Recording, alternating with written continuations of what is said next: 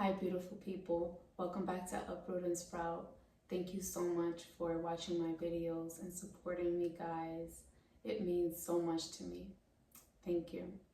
I want to ask you to go ahead and like, subscribe, and if you feel called to, also share this video. This video, I feel is very important because it's going to be about depression, the topic of depression. And every single person in the world has been through depression. So if you guys like the video, share it or comment or subscribe, this will get the video out to more people and people who need it, who are in depression right now. This can help save a life. This can help someone come out of it and see the light. So if you can please help me share this video, help me heal the world, I would greatly appreciate that. Okay, so I want to start off with sharing some of the names of the people that I have listened to or that I have learned from throughout my journey, and that is Michael B. Beckwith, Preston Smiles, Radhi Shetty, and her husband Jay Shetty as well, just to name a few, along with reading books, but mostly it's been through God, just downloading to my intuition, speaking to me, and me sitting with myself in meditation, guided meditations. That's how I've gotten a lot of these nuggets that I'm sharing with you guys. That's how I've overcome and cured my depression as well. So I want to start with a passage from a book that I do not have, guys. So I don't know where this came from, but it was read to me, and I want to share it with you guys because it's so powerful and it helped me, and it's going to help you as well. All right, and I want to read this passage just in case you don't get to the end of the video. This is such a beautiful healing passage and powerful that I want you to at least leave with this. Okay, so for those of you that are going through depression or in a healing process or know someone, read this to them, read this to yourself, write this down, stop the video, and repeat this to yourself. So know this: your inner and outer scars are marks of your soul's courage. They are signs of the strength and the survival of your willingness to be alive. The sacred scars speak of that which once caused pain being transformed into a higher knowledge and inner power. Trauma shall be transformed through spiritual initiation, leading you to the woundedness of wisdom. You have nothing to be ashamed of. You can trust your healing process, and in this hidden higher purpose behind the things that are happening as you do. You are strong and you shall flourish on all levels. Some experiences are hard to weather, even when our intentions are to trust. Going through the challenging times is likely to give rise to the suffering, considering a mother eagle rising her precious eaglets in the sanctuary, and she is defending her nest. They know safety and comfort until one day the mother who has provided nourishment suddenly pushes them out of the nest and into the air. Place your hand over your heart, taking a deep breath, and repeat 3 times. I am a divine soul on a sacred journey. The wounds that are healing are and were the light that is most active within me. When pain gets my attention, it's the divine wisdom within asking me to notice and to learn something helpful and compassionate. My scars are signs of wisdom gain. The light can and will assist me in transforming even the most difficult struggles into the body's holy path of grace. Healing shall manifest completely, generously, and loving according to the divine timing for the spiritual benefit of all beings. I am grateful, I am strong, and I am blessed. So your healing process, you being a healed person, you becoming whole, right? That is not only a gift for yourself to live a complete life in wholeness and satisfied, but it's also for the world, because now you're a whole transformation, you're made whole, you're healed, so you're nothing but light walking around the world, you know, being a light to others. So this is not only for yourself, but it's for the whole world as well. All right, guys, so this episode is going to be about depression. Depression means a lack of expression of yourself in any way, shape, or form. A part of you or all of you is lacking expression, causing you to be in depression. That makes sense? Depression, expression. So depression is a lack of expression. Okay, I'm sorry about that. So we're going to go into the topic of depression next, because our last topic was self-love, right? And when we are in the healing journey, when we are in the beginning of this journey, especially in self-love, we're at higher risk. You're at a higher risk of becoming depressed or feeling depressed, right? Because you choose to be in solitude and go through all these dark parts of yourself to heal and figure it out. So that's why we're going into depression next. I'm going to share my experience with depression, my past relationship with it before I cured it. And then we're going to talk about how to cure depression. I'm also going to timestamp in the description box. I'll let you know, I'll put a time where I'll start speaking about how to treat depression or how to cure depression. If you want to skip over my journey with it, okay? Alrighty, because I don't know how long this video is gonna be, guys, but I do know that this video is going to help so many people, and I'm so happy. Literally, it sounds so weird, but I'm so grateful for every single thing I went through in my life, and I have gone through it, guys. I have gone through it. I do not look like what I've been through when I tell you. I just don't. And I'm grateful for that too, but I'm happy for everything that I went through, because I came out on the other side, and now I can help so many people. My heart is filled with joy to be able to do these videos to help people heal and become their best version of themselves, to become who they were chosen to be here on earth. This is it's a dream come true. Dream come true. Oh my gosh. All right. Okay, so I'm gonna share my journey with depression. This isn't all of it. I tried to summarize it, but put enough in it so that it can be relatable, so that you can see that I too went through it too. Everyone is going through it. Everyone's going through it, and you're not the only one. You're not alone. You're not alone. You're not alone. And we're gonna heal. You're gonna heal. You're gonna get better. You're gonna see. Okay. So I'm gonna read this because I had to put it in notes, because if not, then I don't know how long this was gonna be. So I apologize that I won't be looking straight into the camera the whole time.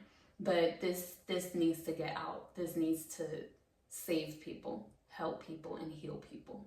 Okay? All right. When I had depression, it stemmed from not being seen for how great I knew I am from the age of a child up until a few years ago, guys. when I started this journey. I have a fire that burns inside of me of greatness, and all the people around me ignored it, stepped on it, dismissed it, or minimized it.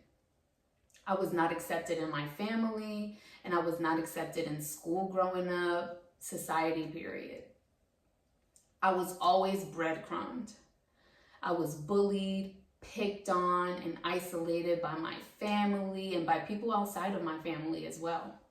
I was bullied about the color of my skin, like literally what brown person, black person has not, you know? And I had the blessing of having a mother that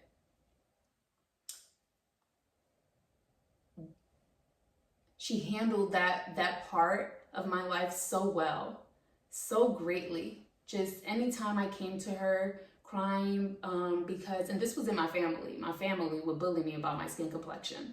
I'll come in a room, they'll turn off the light and say, Kiara, where you at? Kiara, where you at? Kiara. They'll say smile, because my teeth, right? If I smile in the dark, they're white. And they'll think it's so funny, not knowing that was causing damage inside of me. But being called a burnt cockroach, just always being bullied, right? About my skin complexion and so many other things, you know, even when it came down to, even with cousins, like Barbies, like we already didn't have black Barbies, you know? And when it came down to choosing like which cartoon you're gonna be or which this, it always had to be like, no, well, you can't be white because you're black, or this, and that's. Like, I didn't have a black option, guys. But anyways, my mom would handle that so well. I would go to her crying, and she would, oh my gosh, tell me, Kiara, I prayed for you. Like, she spoke to me with such power. Kiara, I prayed for you. I wanted a dark-skinned baby, and you didn't even come out dark enough. I wanted a dark brown-skinned girl. That's what I wanted, Kiara. And God gave you to me. You are a gift from God to me, my mom would tell me. And she would also say, you know how God makes babies? He just rubs.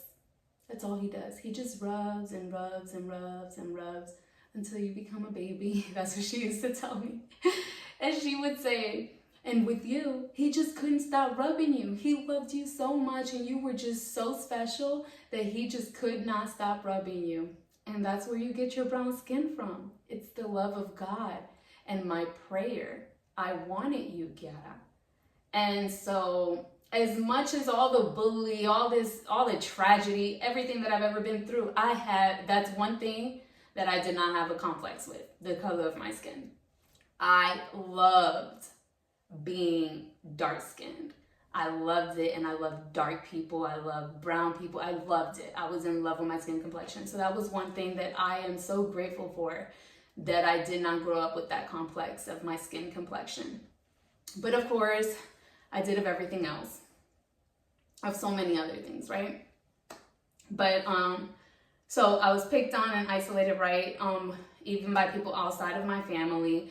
I grew into a very guarded teenager with a foul mouth. My energy gave off bad attitude. It gave off stay away from me. I am not nice vibes, and a hard shell that I hid in. Basically, only until I let you, or I gave you the chance to befriend me, that's when you would be able to see a different side of me. Maybe a nicer side, I don't know. I don't know if people ever thought that, but I definitely do know that they saw my insecurities, for sure, you know. And maybe they thought, like, before they befriended me, they wanted to be my friend so bad or something. I don't know, this is just in my head. But then once they befriended me, they were like, oh, okay, she's not that cool, actually. I don't know. But they saw, that's when you got to see my insecurities.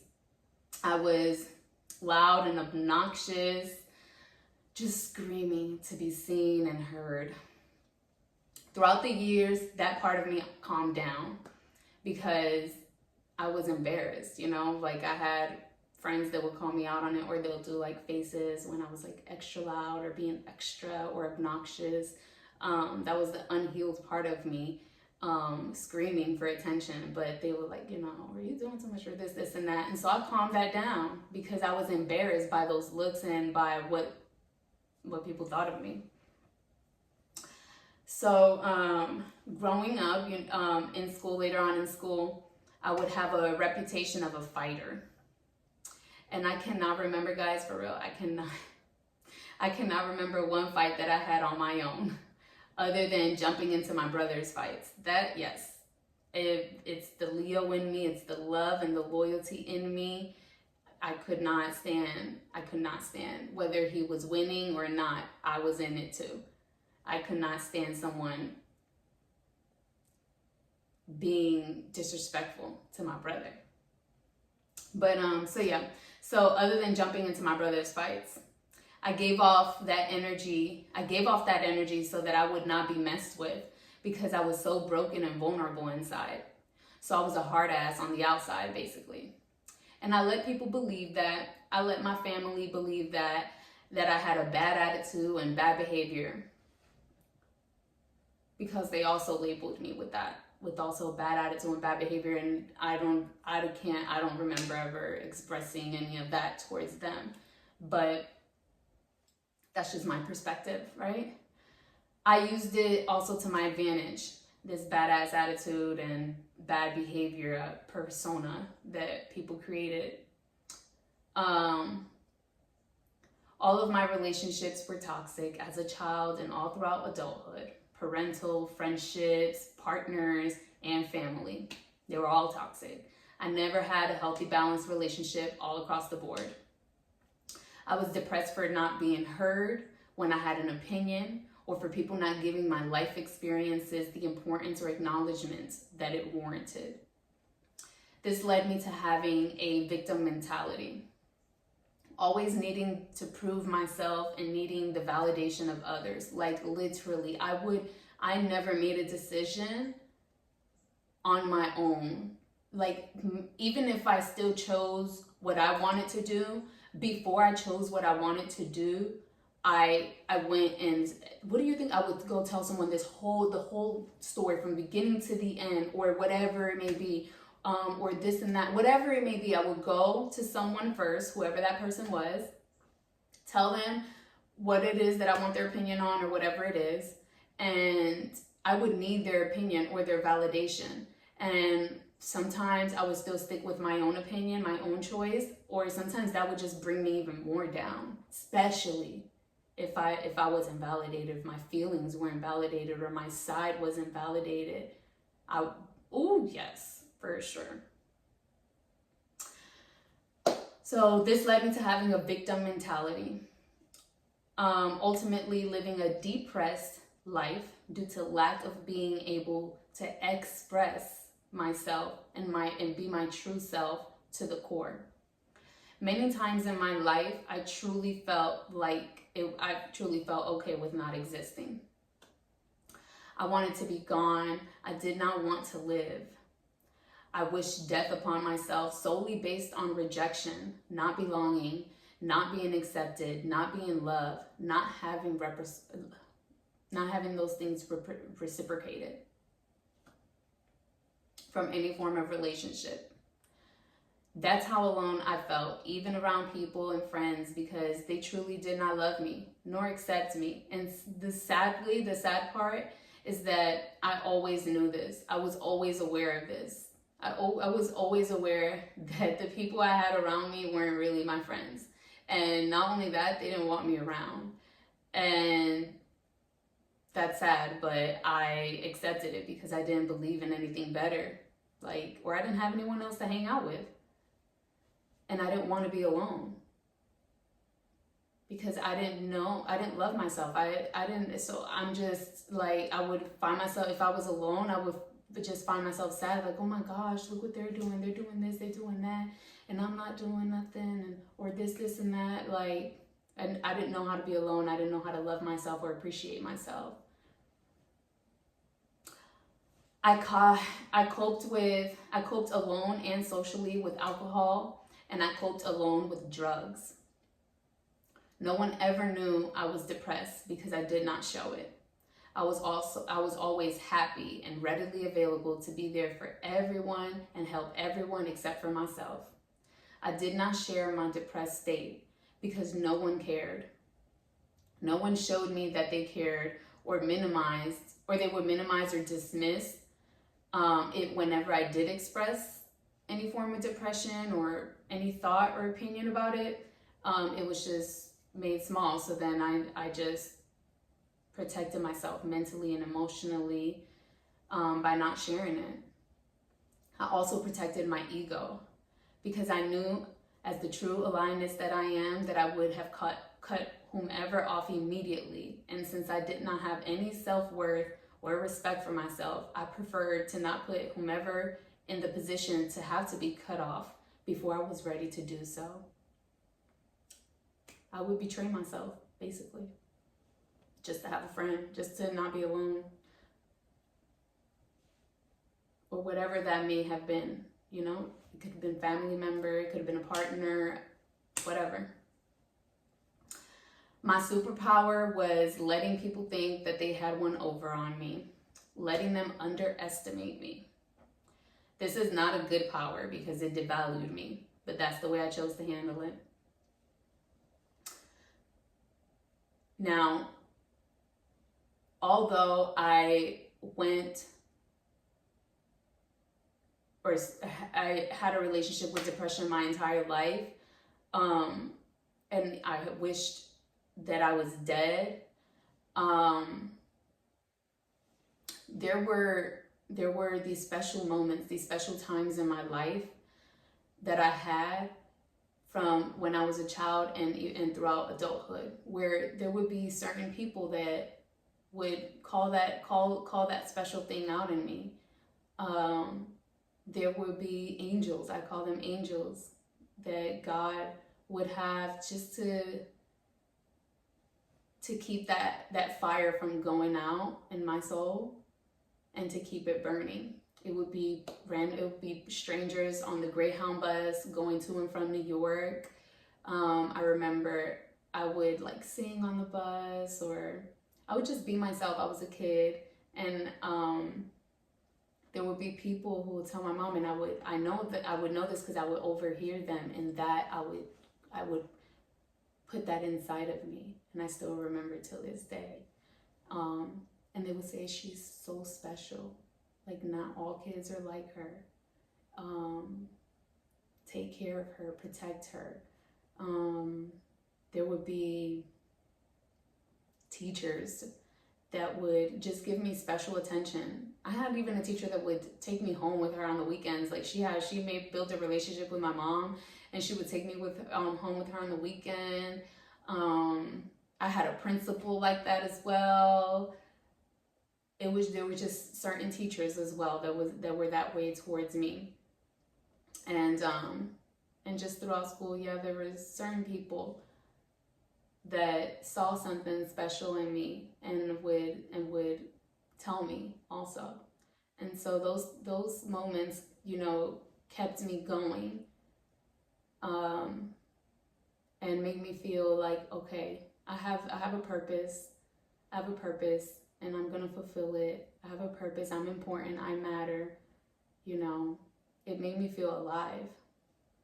There were 3 special people growing up, and 2 of them still to this day, that I don't know if they know. I think one of them does, but they were very special to me. I have an aunt who is also my godmother, and her husband, they would come and pick me up all the time, and they would spend the day with me. They would take me shopping. They would even take me to their home for the weekend, and just pretended like I was their kid, treated me like if I was their daughter. They loved me, and they were just so kind to me, just so very kind, and so loving and giving. and gave me so much attention. Like I'm getting a little emotional because I remember those times, and it was very special.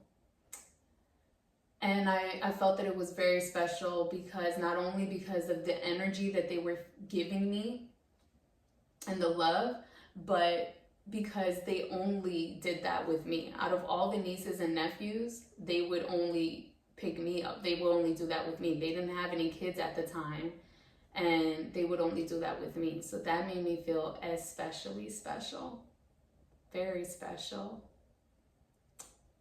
And the third person is my youngest brother.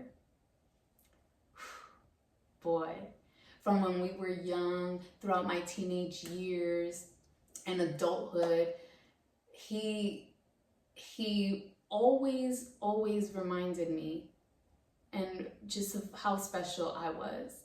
He saw a power in me, a strength in me that I felt inside, but I didn't see myself acting it out. I didn't see myself living in that power. I didn't see myself living in that strength.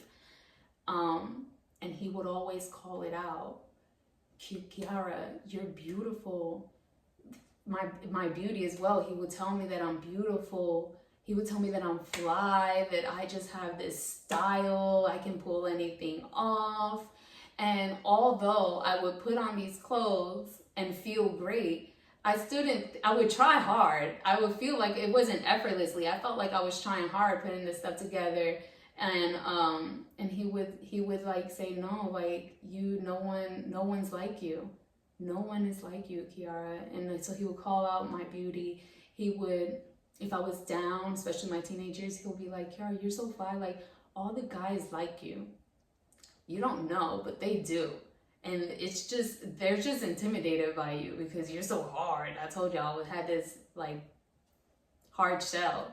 And so say they just don't come up to you because of that. You know, he would tell me about my strength and power. Like you get knocked down and you get right back up.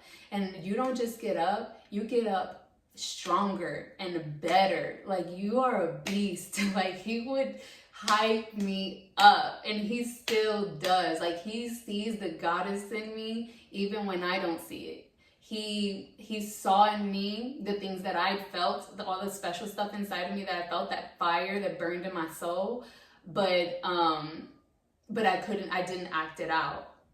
He saw all of those things in me. My brother really is like special to me. So special. He would inspire me and motivate me, just reminded me of who I am. I got in here. He saw the goddess in me, the power in me that is undefeated, and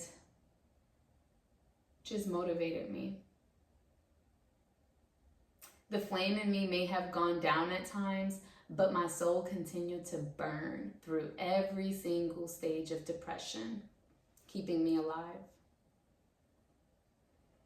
When I discovered what true love is, or what true self-love is, I realized, which is when I started this journey, I realized who I am and that I was enough. That all of me is great, worthy, royal, pure, and precious. And anyone who attacked or challenged any part of my life existence needed to be obliterated from my life. The fact that I still existed meant that I was worthy of living and worthy of being created by the Almighty, by the creator of the entire universe and everything that abides in it. That's powerful. That's powerful. When you wish death upon yourself and you like do things like, and you're still here and you're still going and you still have strength, come on guys, excuse me. You are enough. You're worthy. You're pure and precious. Now, this isn't for everyone, but I do know that for me, I was and still am pure. good, and my intentions were of the highest goodness towards whomever was in my life. And that is why I had the authority to cut out anyone who went against my existence the moment I healed and made myself whole again, or made myself whole. This is why self-love is the beginning of your journey to your highest self and co-creating your dream life with God. So if you haven't watched the self-love videos, guys, there's 2, part 1 and 2. Go watch them because it's really going to help you. Especially, it's just the foundation. All right, so it is, I'm just going to say the time. It is 34 minutes and 24 seconds. I'm going to timestamp it. This is where we're going to start with the how to cure depression. Okay. So how to treat depression. So how to treat depression, how to also treat suicidal ideation, sadness, mood disorders, and nature deficiency disorder, which is not being out with nature.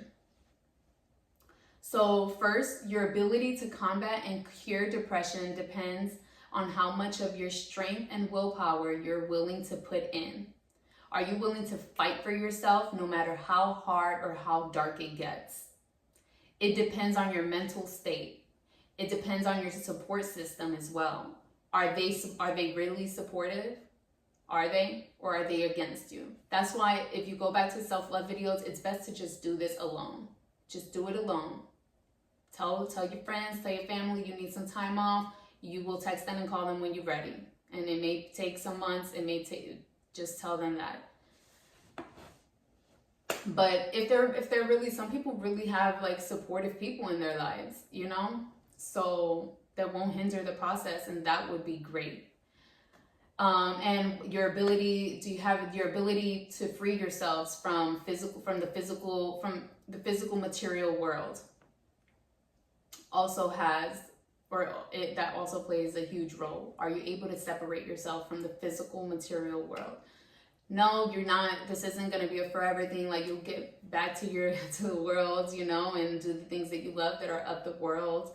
But you have to build the strength, right? You have to be a new person and be able to know what of this world you want to be a part of and what not, how to protect yourself, you know, and not fall back into a matrix or into an old way of thinking, but stand your ground in who you are and being who you are, and not waver and not betray yourself. Be loyal to yourself, because you are the most important part of what? You.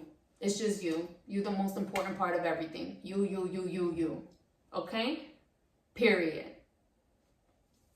Okay. So, once we understand that the makeup of the human anatomy and physiology is electrical, you could combat depression and have victory over it. Why? Must you understand that we are electrical beings? Because we belong in nature, guys. We belong in nature. So when you're not outside breathing the air, like pure air, when you're not outside getting sunlight, when you're not outside touching dirt or the grass or being around trees and looking at nature and birds and just everything, all of creation, right? When you're not outside receiving all of this, having an even exchange with them, this can lead to depression. So going outside where there's grass, dirt, such as your lawn, a park, or gardening with your hands. This is called grounding. You could hug a tree or lean on one, read a book. Go to, when you're at the park with your kids, sit by the tree, guys. Sit by the tree, take off your shoes, walk around in the grass, just walk around. You'll be fine. And sit by the tree, lean on the tree while your kids are playing. Or you just go do that by yourself. Just go have some you time. It's so relaxing. You will feel the power. You'll feel that your energetic field change. You will. This is connecting you with Mother Earth and balancing out all of the protons and electrons in your makeup. with nature. So it's an even exchange. It's taking out all the negativity. It's balancing you out. Eating nature's fruits and vegetables. This is eating life. Literally, you're putting life inside of you. These foods grow in nature. It grows and they're charged by the sun. So you're literally eating energetic foods. It's life. These foods will make you feel good. It will make you feel better. It will bring happiness and joy to your, joy, because happiness is something you create, but bring joy. You'll feel better. Also, sunglasses. You've got to stop wearing sunglasses, guys. You wear them unless, only if it only makes sense if you have Hollywood flashes in your face, or for a medical reason, like after LASIK eye surgery or any other medical reason. But other than that, you're putting yourself at a higher risk to feeling depressed. In the daytime, I want you guys to hear this clearly. In the daytime, our body releases a hormone called serotonin. This happens when the sunlight enters our eyes. So when the sunlight enters our eyes, it hits the retina, right? That's when it transfers to the brain and tells the brain, release serotonin. That's the way that it's released.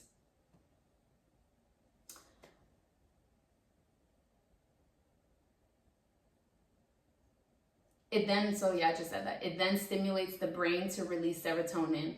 This is a happy hormone that is steady throughout the day versus dopamine that is like an instant high, like when you're waiting on a text message or whatever, something like that, or a phone call or just whatever.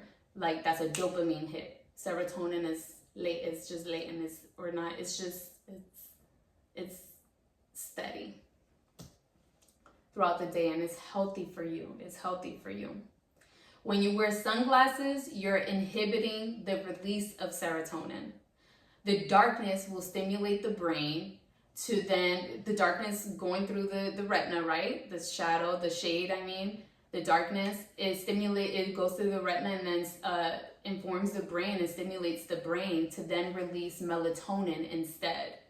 A hormone that our body naturally releases during the night to aid in having a healthy sleep cycle. So if this is released during the day in the same dose as it is at night, you will naturally feel sleepy and you would want to be in bed all day. Your body will be off rhythm, and the lack of serotonin and more of melatonin will put you at a higher risk of feeling depressed. So if you don't need the sunglasses, don't wear them. Enjoy the sun. Look at the sun. Sun gazing, is it sun gazing that is called? Staring at the sun, whatever it's called, just stare at the sun. Yeah, you think you're gonna damage your eyes? You're not. You're not. It's good for you. It's good for you. Stare at the sun and train your eyes to stare and get charged. Charge yourself. It's good for you, guys. It's good for you. So do it. Also, intentionally shifting your mindset. Focus on the life you want to have and use the world as your resource. If you don't have a vision, then the world will give you one. And this will cause depression because the world does not know what your soul is calling you to become in this world. You will never be whole or feel fulfilled. You will never become fulfilled with doing what is asked of you versus you doing what you know brings light and life to your soul, what awakens you. Being loyal by default can cause depression. Be loyal to yourself. Be loyal to yourself. Be loyal to yourself.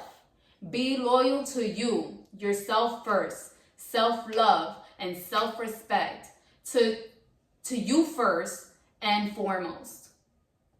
Period. Myself as a Leo, I was loyal by default. Leos, we rule the heart chakra. So we love hard and we are very, very loyal.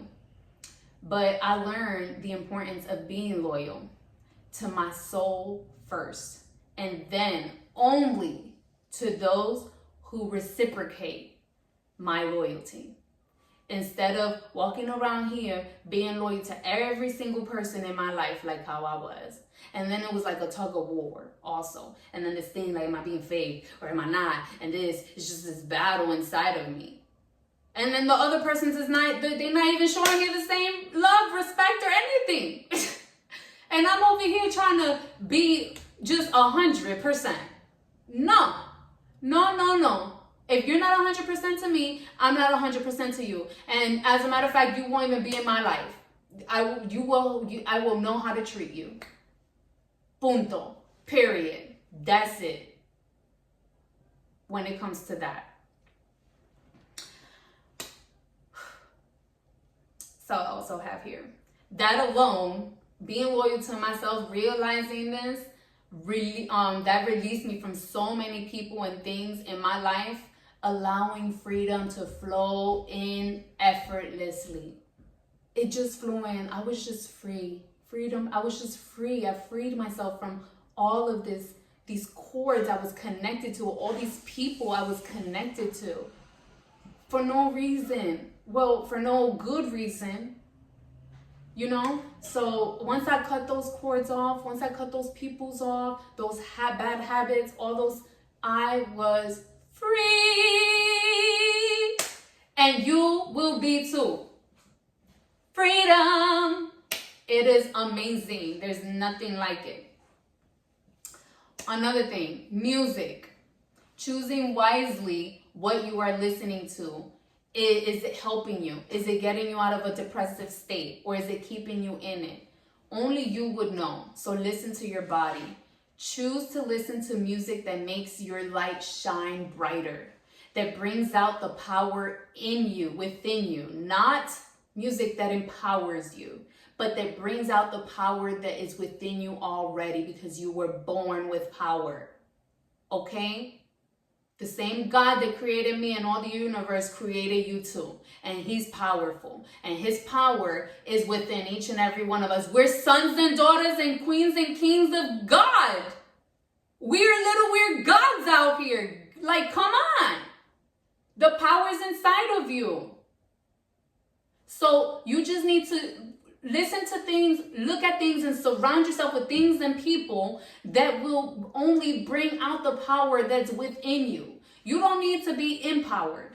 Empowerment is power that is given to you. That's what being empowered is. Empowerment is power that's given to you. You don't need nobody to give you no power. You got your own power inside, and everybody's power is unique and shines differently, but all bright. We are all stars, okay? So you don't need to be empowered. You need the power inside of you to get ignited, to shine. You need to get that shaken up. You were born with it. You just have to shake it up through and out of your pores and live and stand in it.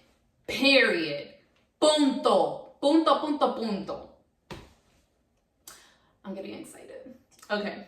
I just love this. I love that I'm helping people. I just love this.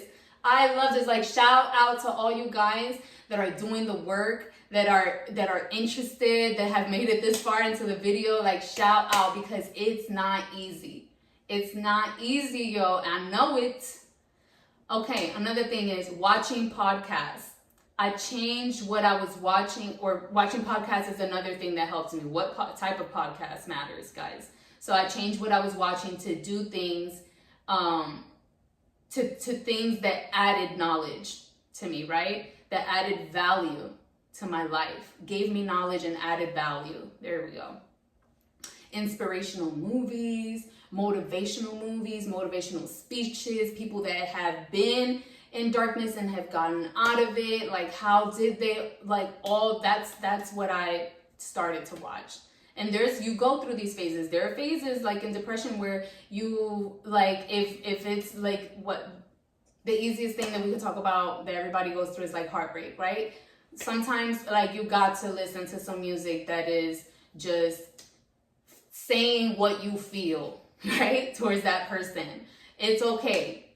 but don't stay in that phase. You got to grow out of it. At some point, you got to forgive, let go, leave it in the past, because it is in the past. It don't exist no more. That's it. If you truly let it go and you truly forgave it, it don't exist no more. It's like, poof, be gone.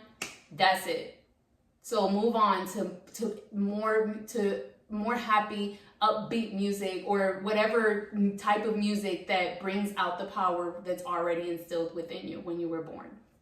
Okay? Or watching or listening to like podcasts and stuff like that. Reading books. Reading is not for everybody, but reading books also helps. Meditation. Meditation, guys. The power of sitting with yourself through a guided meditation or just in silence is truly underestimated. This is where I truly grew the most and the most rapidly and became one with the goddess inside of me. This is where God has spoken to me the most. This is where I had a massive spiritual awakening. It's in meditation. It took me a while to get into it because I was like, no, I can't just sit there. I just can't. Or like, I got other things to do. You can, and you should. It's vital. You should sit with yourself first before you go and talk to anybody else. Sit with yourself. Meet you first in the morning. Before you go and let anyone else's energy. No, you put yours in check first. You go and check, like, before you go and do anything else. And then that allows God to talk to you, to speak to you, to transform you in ways that you can never imagine. Knowing what love is and what love looks like is very important to keep your energetic space clean and clear. Knowing what it really is and what it looks like, and not lying to yourself about what it is and what it looks like. Love is pure. Love is genuine. Love is authentic. Love is transparent. Love is respect. And love is freedom. It's not bonding. It's not bondage. Okay? Love is you being yourself as an individual and accepted as yourself and respected as yourself. Whether they agree with you or don't or whatever, there's still respect and freedom. That's what love is, okay? And don't talk yourself out of thinking that it's anything, talk yourself into thinking that it's anything else, because it's not. It's not. Also, knowing and understanding that some people know the price of everything, but the value of nothing. So you know your self-worth. And although you're standing in front of someone that does not know your self-worth, but that doesn't matter, because it's just what I just said. There's some people know the price of everything, but the value of nothing. Okay, that's ignorance. So moving on. Knowing and understanding that you're not a $100 bill to be liked by everybody, period. You just not. Only money people like or only money is liked by everybody. Okay? And that's because it's been put into this world to be used as an exchange, as currency. So if it wasn't for that, if it didn't have a value, then we wouldn't want it either. So remember that you're not a $100 bill to be liked by everyone. And then for me, being makeup free, not only to keep toxins off of the largest organ of our body, our skin, but also to always represent myself as myself and not give any other expectation of who I am or what I look like to anyone. This is because I was so insecure about my looks. Loving myself as I am and using clothing and accessories to elevate my look, if I wish, yet still look like me, Kiara Naomi. This is my preference because as beautiful as I am, I did not think that of myself, especially without something as simple as mascara. I just didn't, and I didn't feel that I would be liked by a guy like just looking like this, like how I look right now. I felt like I needed to enhance my face some way, somehow. My clothing, wearing what I want, how I want, and not caring about what anyone else's beliefs or opinions are, period. Period. I go out and step out into the world how I feel with what I want to wear. And that's it. And if you don't like it, don't look. That's it. You don't gotta look. Last. So I got this last one from Preston Smiles. It's setting alarms. So you set an alarm, you set these alarms on your phone for different times. You pick the time, 9 a.m., 2 p.m., whatever, but different times throughout the day. And you set these alarms for deliberate kindness. So you'll set an alarm and you'll put deliberate kindness. So you're going to show some form of kindness right then and there, in a way that's going to change that person's energy, whoever's there. However, you can show some form of kindness that can change that person energetically, how they're feeling in the moment, or it heighten. If they are already feeling great, make them feel even better. Set an alarm for that. It's beautiful. Giving to people is beautiful. Also, set an alarm for joy. This will be for yourself. So once that alarm goes off for joy, you just feel joyful, you jump, you scream, you dance, you laugh, you just have an outburst of joy. Think of something that would make you so happy, right? If somebody just walked in and did something or gave you something, whatever that joy that you felt, have that same outburst of joy when that alarm comes on. It could be just for God, just for breathing, for God creating you, for you being here. But feel it every single time. Those alarms are life-changing. They will be life-changing. Guys, you made it to the end. I thank you so much. Remember, like, share, subscribe, comment. Tell me if you like it. Tell me how you feel. But please, please like it and share it. Or just like it, subscribe, so that this video can get out to the world, so people can see it, so people can be saved, so people can be healed. People need to hear this, especially young people, especially parents who are depressed, because depressive parents raising kids is not good. You want happy parents raising kids, so those kids could be happy and healthy. Okay? This is very important.